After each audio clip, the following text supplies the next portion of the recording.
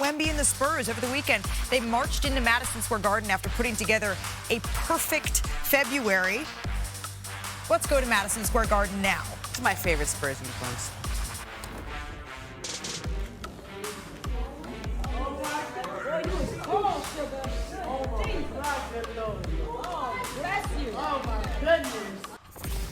You are tall, sugar. That was the welcome that Wemby got in Madison Square Garden, and this is the welcome he gave back. An exclamation mark. Wemby imposing his will early there with the slam. And then a minute left in the first quarter here. Jalen Brunson, look at him. He baits Dylan Harper into jumping. He can't jump. He gets the shot to go plus the foul. Brunson putting in work on the rookie. And then the next Knicks possession, Brunson pulls, bottoms on the three. The Brunson burner officially firing. Early in the second quarter here, Harrison Barnes tries to pass it to De'Aaron Fox. Mikal Bridges, he was excellent in this game. Goes coast to coast for the layup, getting active on the defensive end. And then 2 minutes left in the third quarter here. Watch Wemby. Puts a little pump fake action on Mitchell Robinson. How many steps, though? Over OG. 1, 2, and a smidge. Over OG Anunoby. No, just his steps are so long. 7 minutes left now. We go ahead to the fourth quarter here. This is when really the Knicks rather are in control. Mikal Bridges goes the other way. There he goes. That 5 steals. Under 5 minutes left in the fourth. De'Aaron Fox's pass picked off again by Mikal Bridges. Landry Shamet is the one who slams it down.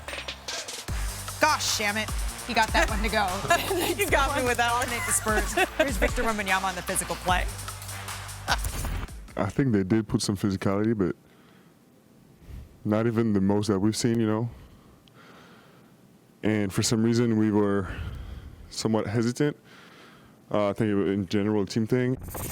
They're a good basketball team. They got good actual basketball players, you know. They're not like the nastiest ugly team, you know. They're not an ugly team to watch, but they made our game ugly.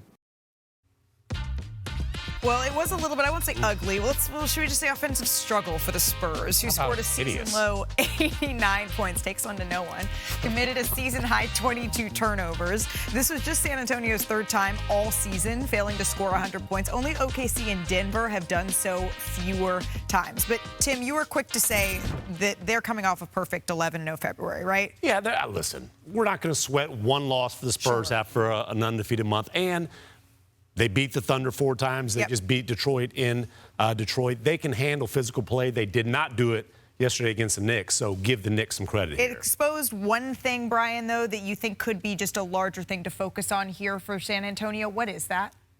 Yeah, I hate to keep coming back to this, but they are 20th in the league in three-point shooting. I will say a few weeks ago it was like 24th, 25th. And when they beat Detroit last week, one of the big factors in that game was their excellent three-point shooting. In this game, they were terrible. They were 9 of 35 or something like that. And, you know, when you're already having a tough offensive night, when you're relying on those threes, it's going to be an issue. They have improved. I'm just saying, when we get to the postseason, the teams that, when they set up their game plans against San Antonio, they're going to try to get them to shoot threes. Right. And that is going to be a trap. And either they're going to overcome that or it's going to end up being something they fall into. That's going to be one of the things we're going to be watching. They fell into that trap, settling for threes on a Sunday afternoon in Garden.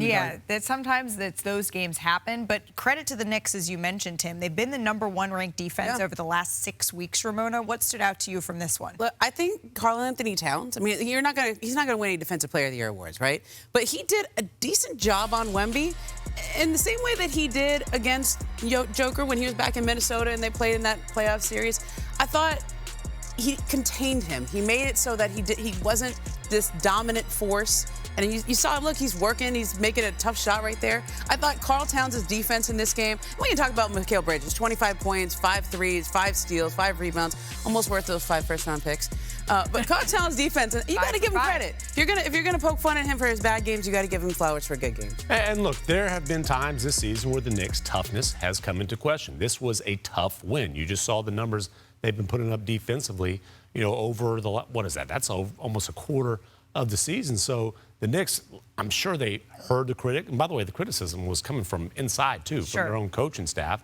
And that's the kind of style they're going to have to play come playoff time to be a real threat in the Eastern Conference. Yeah, for the New York Knicks, it's sort of been the season. They win a couple good ones. They lose a couple they shouldn't. They've been a little bit up and down. And